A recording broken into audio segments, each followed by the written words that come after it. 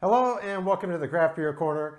For today's review, we are just reviewing two beers, both by the same brewer, and they are both IPAs. We've got a triple and a double. Today we're jumping into beers by Anchorage Brewing Company. This is another review from beers gotten via Tavour. In fact, if I'm not mistaken, I think Tavour, if you don't live in Alaska, is the only supplier for their beers outside of the state. So if you live in the lower 48, Hawaii is also excluded. Tavour is your only conduit to getting your hands on Anchorage Brewing Company's beers. And they are indeed an award-winning brewer. I've had one, maybe two of their beers now. Both have been excellent. At any rate, we're going to be starting today with the Anchorage Brewing Company's The Elk Prince. This is the triple IPA of the bunch, 10.4% ABV on this one. It's brewed with a blend of Lotus, Southern Passion Equinox, and Mosaic hops. And I'll go ahead and show you this interesting artwork. They always have really neat artwork on their cans. Hopefully the camera's picking that up. And then number two, we're moving on to their Bitter Monk. This is a Belgian style double IPA at 9%.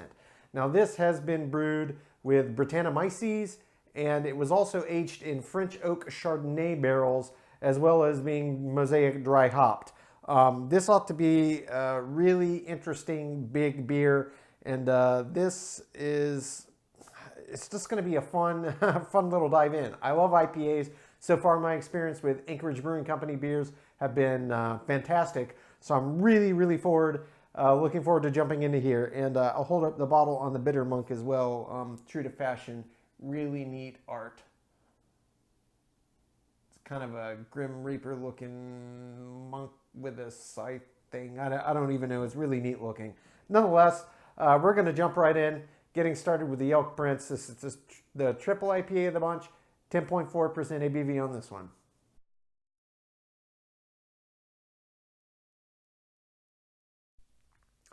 All right, jumping straight in with our first beer of the day, the Anchorage Brewing Company's The Elk Prince. This is a triple IPA, 10.4% ABV on this one. Again, three different hops: Lotus, Southern Passion Equinox, and Mosaic. So really nice hop bill. Triple IPAs are not normally what I go for because I find very often, as I do with doubles, really anything above a standard IPA, I find often once they start adding extra malts more and more and more to get the ABV boosted up, the malt tends to start to overshadow the hop profile in flavor, aroma, really both in flavor and aroma, yeah. And often the bitter edge that the hops bring to the table kind of gets subdued, and it brings through these kind of caramelly and kind of buttery notes that come through from all the extra malts added in. Not that it doesn't taste good, it's just for my money, for an IPA, I want the hop to be the star. I've talked about this before. I like a bold, bitter beer when I'm drinking an IPA. That's the whole point. That's how the style was born. It was a happy accident, and I'm grateful for that happy accident. Nonetheless, I think I already showed the can art, but just in case, I'll bring this back up here again. Really neat. Anchorage Brewing Company always has really neat art on their labels. But let's get this cracked. It's a nice tall can. No way it's all fitting in this glass, so I don't have to go bonkers here. Got the old standby Sam Adams de facto craft beer glass. This works great for all styles, really. Being a little more gentle, because last time I tried an Anchorage Brewing Company, it was quite effervescent and the head bloomed a bit more than I wanted it to. All right, that looks really good right there. Okay. This is, for sure, a hazy IPA. I don't know if you would consider a triple a New England style, but nonetheless, it's a hazy. It's a beautiful hazy, and indeed, this is, for me, a textbook IPA appearance. The color is spot on, and for a hazy, this is spot on. That looks fantastic. That could be the picture in the manual next to what's a hazy IPA look like. It looks like that, folks. The head on here formed beautifully. I always talk about this. when you're not getting it on draft, when you're just pouring it at your house, there's a lot of factors that go into how well it forms and how well it retains. Cleanliness of the glassware and how well or how poorly you pour it are the three main ones. And that's a good pour. And this formed beautiful, tight, just creamy, foamy head on top. I mean, it just is lush. Looks fantastic. Let's jump in and give it a sniff. Oh, that is a pungent aroma. That smells so good. It's so big and fruity up front. Slight floral undertones, but it's dominated by this pungent fruit aroma. Just pungent fruit. Just bright mix of probably oranges on the citrus side, maybe just a hint of lemon, but mostly tropical fruit. I think mangoes, passion fruit, that type of aroma, and maybe even a hint of strawberry in there. It smells really good. It smells really good. This head is not too high. It's going to hold its own for a while. It's just so thick and silky. Let's jump right in. Give this a sip.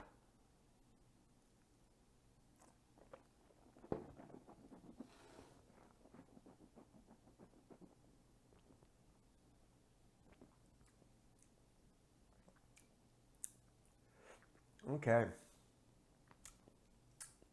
I'm trying not to give it away. All right. My initial impression is that is beyond a shadow of a doubt the best triple IPA I've ever had in my life. That's my initial impression. Okay. Dive right into the good stuff. Up front, as soon as it gets in your mouth, you get this wonderful flavor of all of that fruit that you got on the aroma. It comes through, and then it opens into the malt bill. And yeah, there's a hint of that kind of caramelly, but then both of that gets completely out of the way, and it's big, bold bitters. This is just, why can't all double and triple IPAs be like this? Whatever they did, that's what you should do. You can still have that wonderful aroma, and you can still get it into flavor, but let it get out of the way and let the hops do their job and bitter the beer. And this is so lovely, the balance. This is exactly what I want every time in the big IPAs. This is fantastic beer.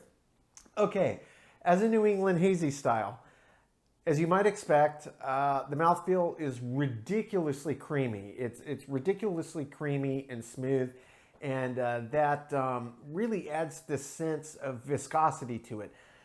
And it does have a little viscosity to it anyway, but it's a lot more related just to how these New England style with their creamy textures, like cream ales. It really is like a cream ale. It's that same mouthfeel, just super fine, thick, tight bubbles all throughout the beer. And it just makes this lush, thick, milkshake-like mouthfeel. I easily see why this style of beer is so stinking popular. You know, it's not the style I immediately go for. I don't. But the more of them that I have that are done very well, the more I'm getting to like them. I still stick to my guns, but I can easily see why this is a subgenre of IPAs and why so many people are so crazy about them. It's an enjoyable beer when it's done like this. This is just fantastic. Body-wise, as you might expect, 10.4%, this beer has some heft. I would say it's medium heavy to heavy.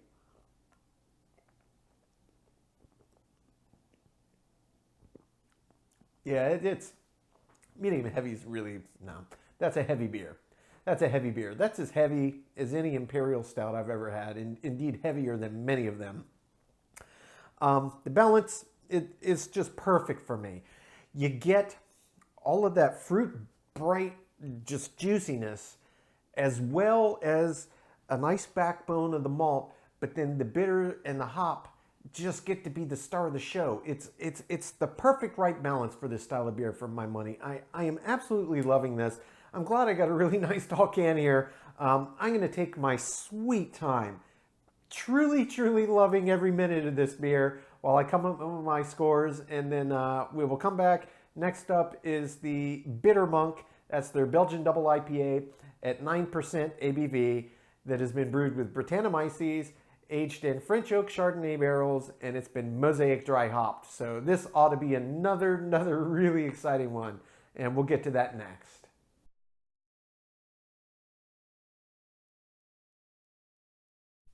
Okay, jumping into our second and final beer of today's review. This is the Anchorage Brewing Company's Bitter Monk.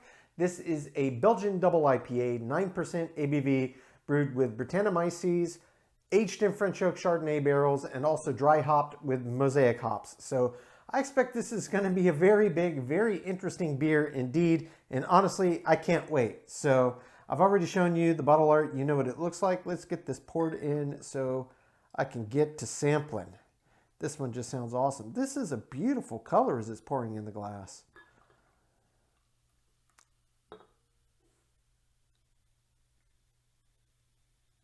And I think I can get the whole thing in here. Yes, yes, I can. Okay. So, looking at the beer, it is a classic IPA color, albeit a double, which means that there are not as deeply roasted or likely even any or minimal, if at all, caramel malts, which bodes well for a double. I dislike it greatly when the caramel flavor of the malts starts to impose on the hop-forward nature of an IPA. The last one was a great example of exactly what to do. I expect that this is going to be another perfect example. I can smell the Brettanomyces souring from here. This is going to have a very pungent aroma. It does indeed. You can smell a very interesting mix of hops and Brettanomyces. It's going to have a nice, tangy, sour, funky back to all this hop-forward nature. It's also very effervescent. It might be hard to see in the camera, but it's very effervescent, very fine, like champagne-like bubbles that are moving up. Very tight, fine, champagne-like quality. Yeah, let's dive right in.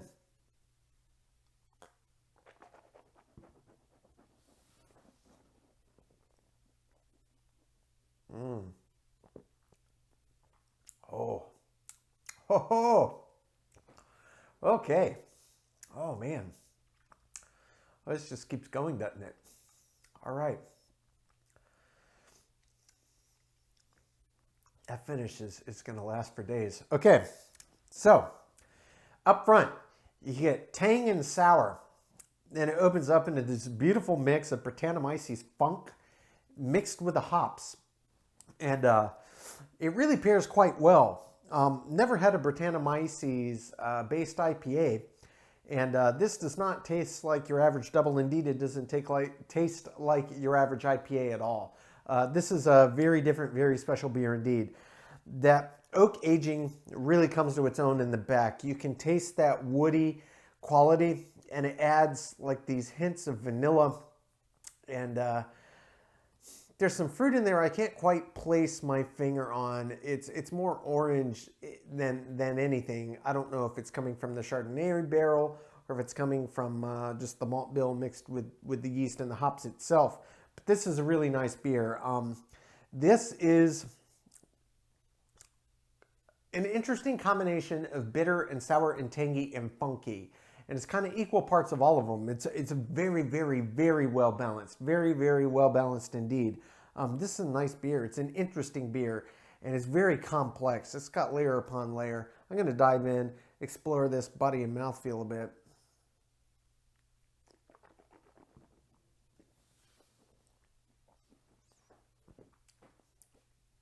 Medium heavy body. It's not a viscous mouthfeel, but the weight is such, paired with the effervescence, that it gives the impression of viscosity without being viscous. And even though it's not super viscous, the flavors really, really linger around the palate, which expands into this beautiful, complex, long finish. I mean, the interplay of flavor experiences all over are really intense, and they're really pronounced, and they're very, very, very long indeed. This is a really well thought out, well executed beer. Honestly, somebody put a lot of time and probably a lot of trial and error to nail this down, because this is such an interesting beer. It's certainly one I never would have thought of personally, and it's one that I've never had anything like it. And this is very unique in the world in the world of IPAs, certainly. And certainly Belgian style doubles.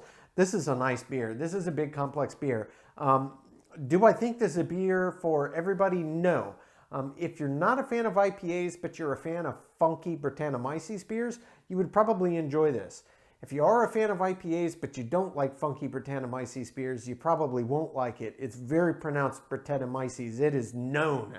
There is no question in your mind this was brewed with Brettanomyces yeast. Just even before you sip it, when you smell it, you can smell that tang sour funk, that classic Brettanomyces funk. It's kind of a love it or hate it relationship. There's really not a lot of people on the fence. I happen to love it. But yeah, God, this is a well done beer. Anchorage Brewing Company is 2 for 2 on this. They are really doing something special up there in Anchorage, Alaska. I got to say, I'm going to take my time and really break this down into its component parts, come up with my scores for the categories, and we'll come back and we'll get them both ranked top to bottom.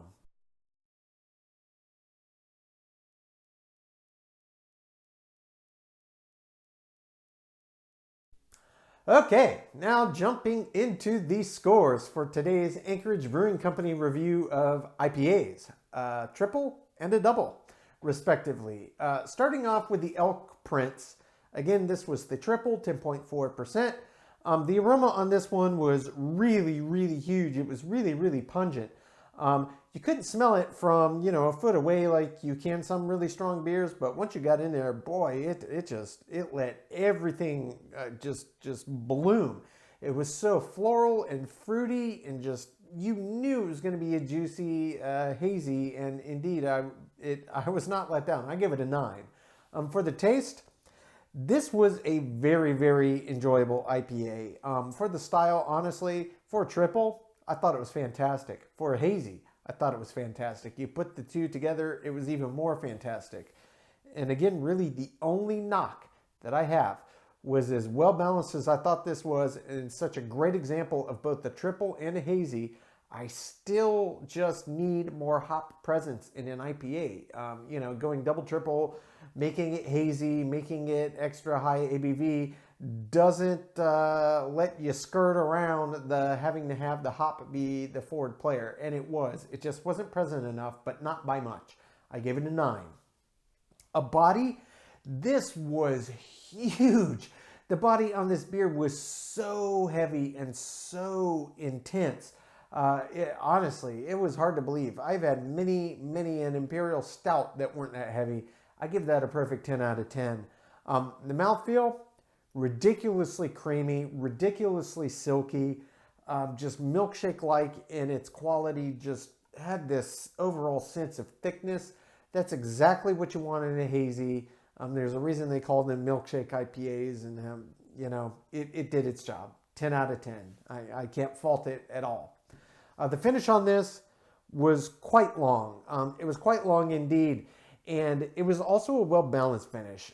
It just progressively moved from that juicy, fruity intensity up front into kind of the middle of the malt, but the malt got out of the way and let the hops come in. I was really only just missing a little length in the finish and a little hop intensity, but still, I gave it a 9.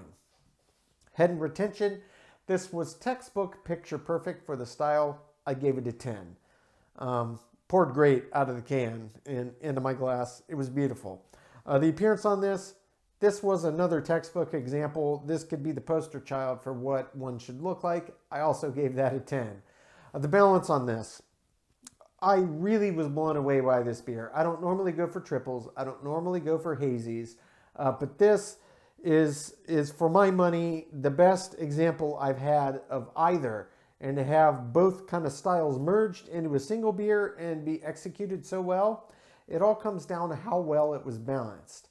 And I did dock a point, and it's really, again, coming back to just the hop intensity and how much presence that has. But still, I mean, I don't know how much closer I'm going to get, honestly. I gave it a 9. Feeling in the intangible, absolutely loved it. I didn't expect to like it as much as I did, even though I've had Anchorage Brewing beers before and they've been great. I was still blown away by the marriage of a triple and a hazy. It's 2 I don't normally go for, but I really enjoyed the experience. I give it a perfect 10.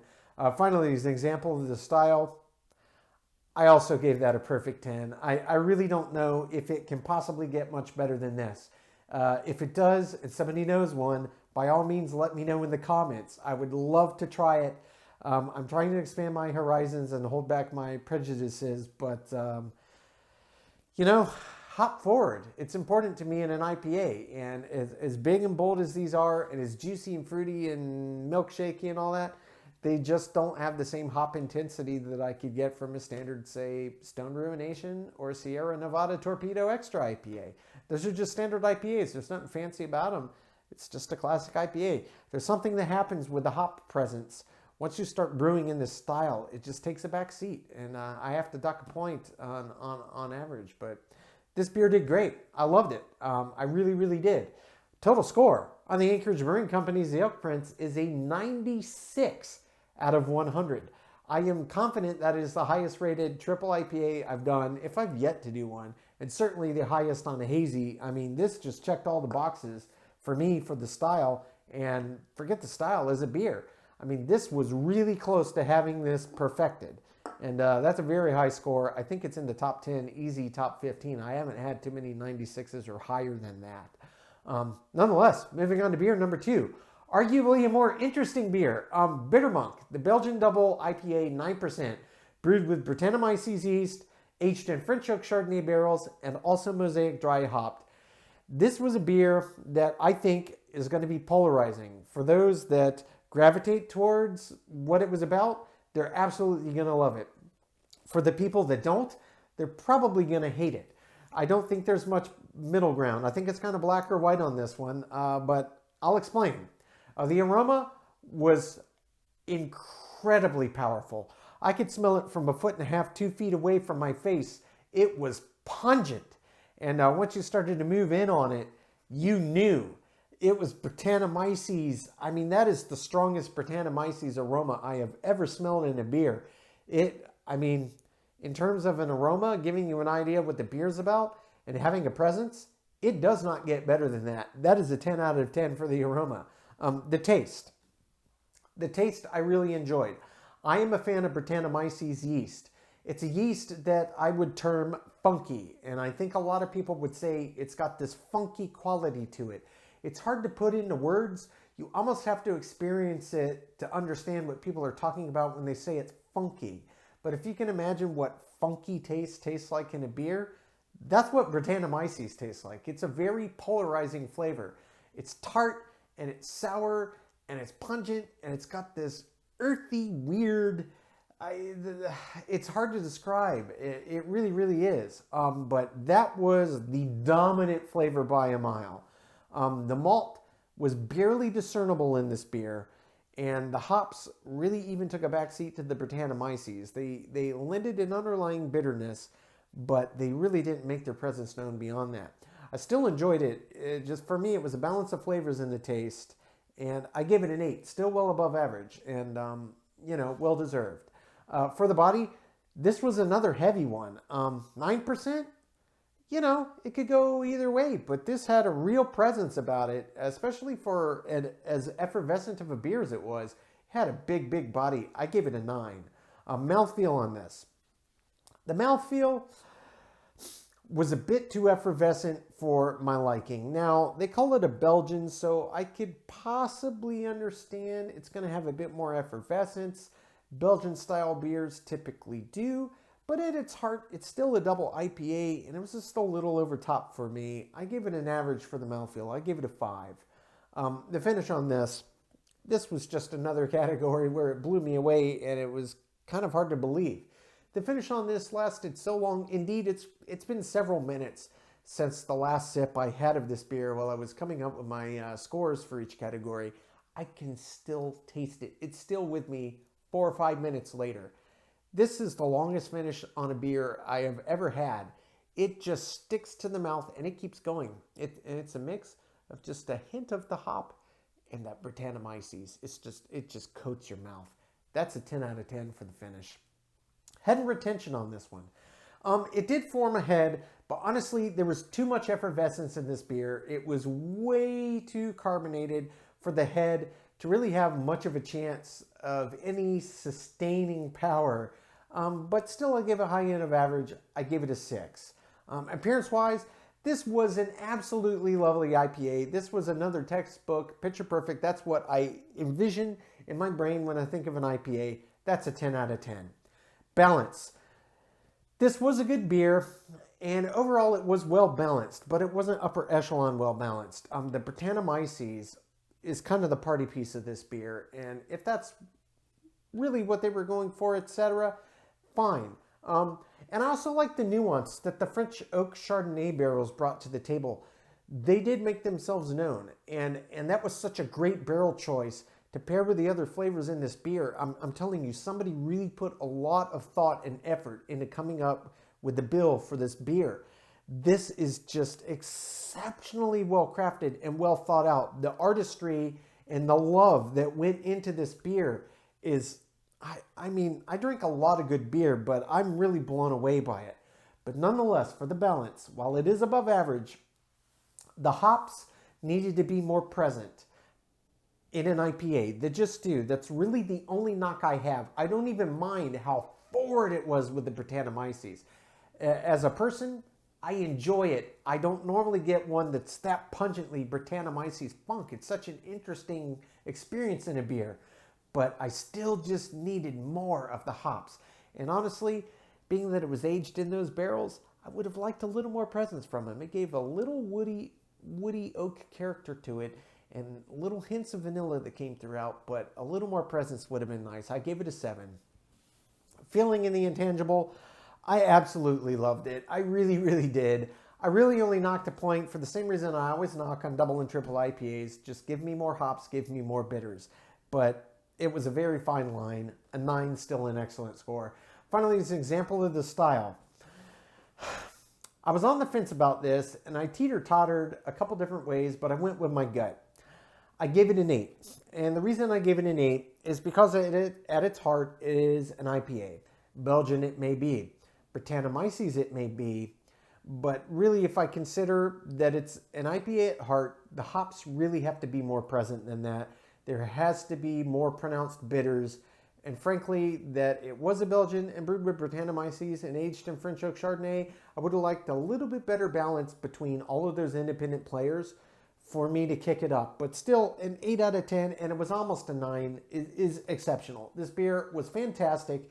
If you're a fan of Brettanomyces beers, you will absolutely love this one. It is so Brettanomyces forward. It's really hard to put into words. It's almost unreal how pungently present and how long-lasting the Brettanomyces is in this beer. This beer is a one of a kind. I absolutely loved it. So that brings the total score to the Bitter Monk to an 82 out of 100. And while that may be a 14-point spread between the two beers, make no mistake, these are both top tier, well above average, well worth seeking out. They just were different beers and completely different. This had virtually nothing in common with this other than they were both brewed with malted barley and yeast and hops. I mean, really, that's the common element.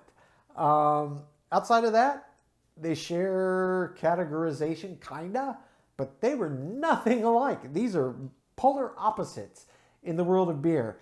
And I absolutely loved it. Anchorage Brewing Company, you did it again. I am going to continue seeking out your beers, as many as I can get my hands on. When Tavour pops up Anchorage, I'm grabbing it. As my only inside man to get my hands on them, I am absolutely loving what those guys are producing up in Anchorage. They are really doing great work brewing. Ladies and gentlemen, I hope you really enjoyed this episode. I know I sure did. Thank you so much for joining us as always. Please like, comment. I need comments on my videos. I want to know what you think. I want your honest opinions. I want feedback. What do you like? What did you learn? What did you not like? What would you like me to consider doing in future? If there's specific beers you want me to review, something you want me to dig into deeper, I am happy to take requests from the audience. So please let me know. I am here both for me and for you, most importantly. And if you want to know when our videos do go live, please click the notification bell. YouTube will give you a notification right when they publish and go live on our channel. And ladies and gentlemen, I really do appreciate it. Until next time, keep it beer, keep it craft. We'll see you on the next one. Cheers.